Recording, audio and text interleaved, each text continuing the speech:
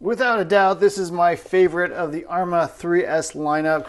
This is the Typhon 223S BLX V4. It's been out for a few weeks, and I picked this up and I ordered it basically as soon as it was announced. I really wanted to get this, so super happy to have gotten it and been able to drive it for a few weeks now. I want to do the full review of this buggy. It's a 1/8 scale electric four-wheel drive buggy, V4 like I mentioned, so the fourth iteration of this platform. It is 2 or 3S capable.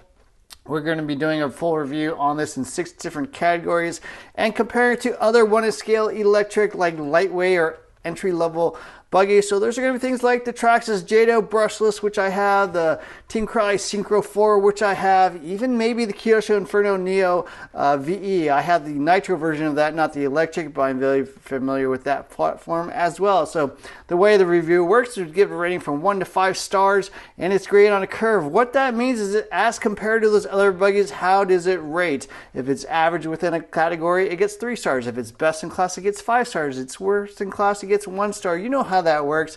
So anyways, yeah, let's get into the review.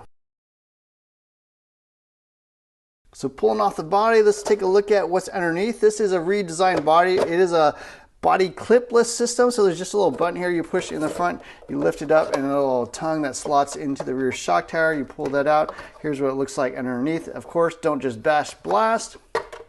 So redesigned buggy, body without any clips is pretty nice. Here's the electronics underneath, 36 by 60 cam motor, 3100 kV, same as the other V4s. I have the Vortex and the Sentin 4x4 as well, so same electronics there. The S662 servo, I think it's called, 25 tooth, metal gear, waterproof. A little bit on the slow side on 6 volts, about 0.17 seconds, but you can run it all the way up to 8.4 volts, where I think it gets down to like 0.13 seconds or so. Decent amount of torque, 140 ounce inches up to 180 ounce inches. And then motor and ESC wise, I did swap mine out, so I am running the one from the V3. I also had a few different V3 RC cars, so I just pulled one out and tried it out because I wanted to compare it as compared to the 2-in-1 ESC and receiver, which it normally comes with. Radio it comes with is this guy. The SLT3 has been updated with dynamic stability control, so you do have orange power button to indicate it's got DST, and you can control 4 different levels of basically stability control. Help you drive in a straight line a little bit more, stay in control, especially on dirt. I think is where it makes the biggest difference. And then there is no receiver, although there is a receiver box. I happen to run the SR315 bound up to my IXSR radio because I was just curious. Really a big fan of that radio, and being able to run that with this ESC is a nice combination. So overall, electronics wise, I definitely think it's above average. The motor's totally fine. The ESC is actually pretty decent. I ran it back to back compared with the old one. You know, a lot of people like this old 100 amp one. The new one is 80 amps. I don't think there's a difference in performance. I didn't actually change any of the settings on that as compared to this. I think the way I normally run this ESC and the way I would run the 2-in-1 is exactly the same. So there's no programming on the 2-in-1, but I didn't find out we wanted to change any of the electronics. So speed-wise, performance-wise, it actually feels a little bit smoother on the new 2-in-1. So I will say that it does feel a little bit more linear, a little bit more consistent, a little bit smooth on the power delivery. I don't know what it is, if there's different firmware or whatever, but that might actually be an advantage of the new one. Now, obviously, disadvantage is there's no separate receiver, so if you want to change out the receiver, you can't do that without changing out the AC as well. But the advantage, again, you're going to have stability control. The old one did not have any form of stability control. So I think it's a bit of a trade-off.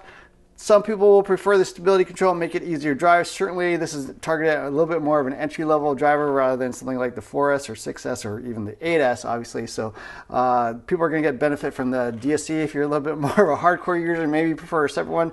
But that's what it comes with now. And so overall, electronics-wise, I think it's 4 stars. I think it's definitely above average. I do like this radio quite a bit. Having the stability control is obviously nice, but I do like the controls on this thing. I think it's one of the most linear. It's not like crazy responsive like a race radio, but definitely response time, linearity, actual controls of the vehicle. It does have stability control. It's definitely above average radio. The servo is about average, not super fast or anything like that, but it's adequate. It is metal gear and 25 tooth, which is nice. Some of the other ones like the Jado come with a plastic gear servo. Motor's totally fine. And then the ESC, you know, some people are going to like it better, some people are going to like it worse, obviously. So overall, 4 stars in the electronics category. I think it's definitely above average.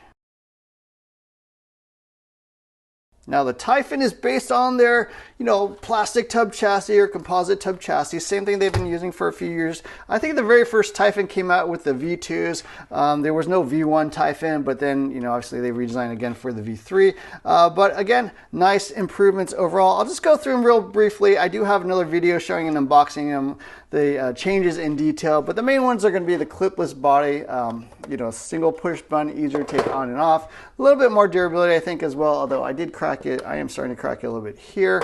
The chassis, like I mentioned, is different. It does have a cutout now for the spur gear. Spur gear is steel, as you can see there, and is attached to a center differential, so that is another major upgrade.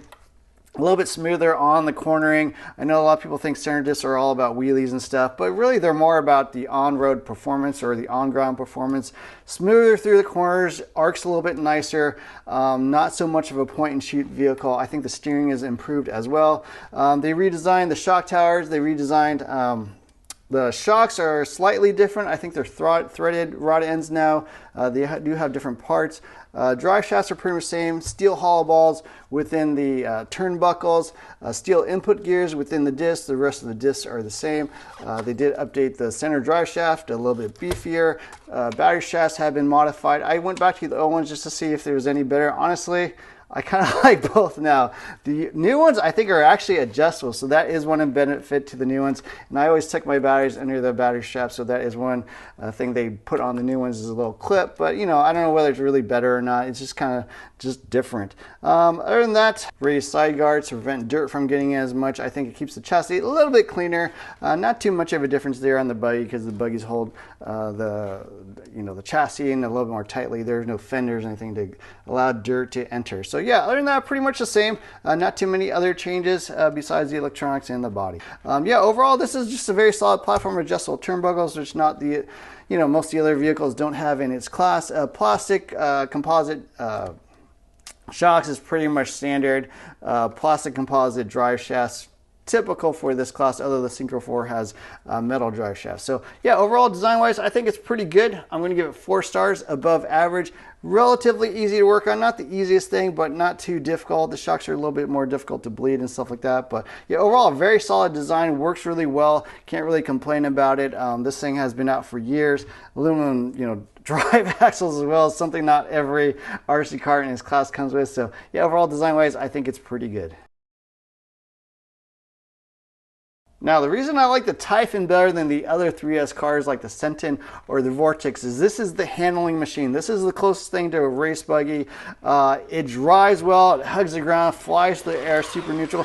You can still do backflips if you want. I wouldn't say this is necessarily like a huge launch it, double back flipping type machine without some more power, maybe thickening up the center diff oil, bigger tires if you really want to go that route. But buggies, I personally like the best because they just drive the best, right? They handle the best. They're just the best performing vehicles overall. In the hands of, a better driver, I think you get more out of this platform than the other two. So that's why I like this thing so much. Speed-wise, again, I think it is best in class. It goes 46 miles per hour. Synchro 4 goes more in the low 40s.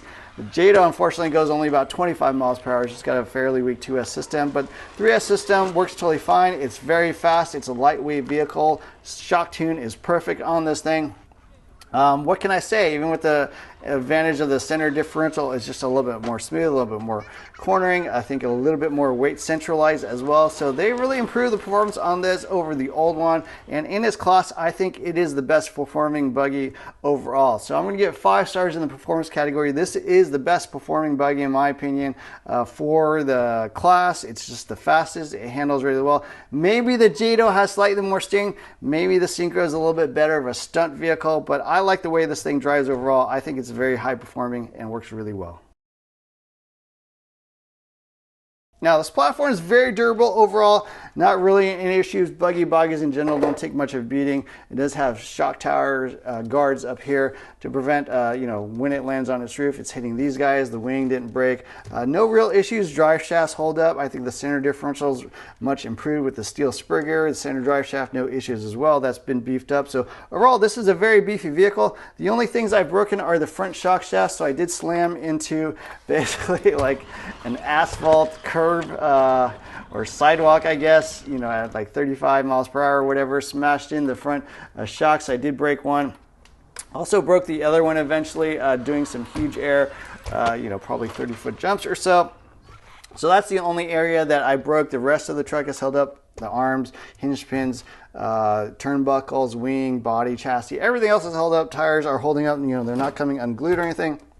So I think this is a very durable vehicle. But the shock shafts, I don't think they're really much improved over the old ones. That's kind of an area I would break occasionally with the old ones. So that's something I would stock up, maybe some shock shafts and shock rod ends, because they're basically mated together. But other than that, yeah, very durable vehicle. I have no issues with it. I'm going to get 4 stars overall. JATO is also very durable. I think the Synchro 4 is also very durable. So I can't say this is really best in class. They're all actually pretty good in durability.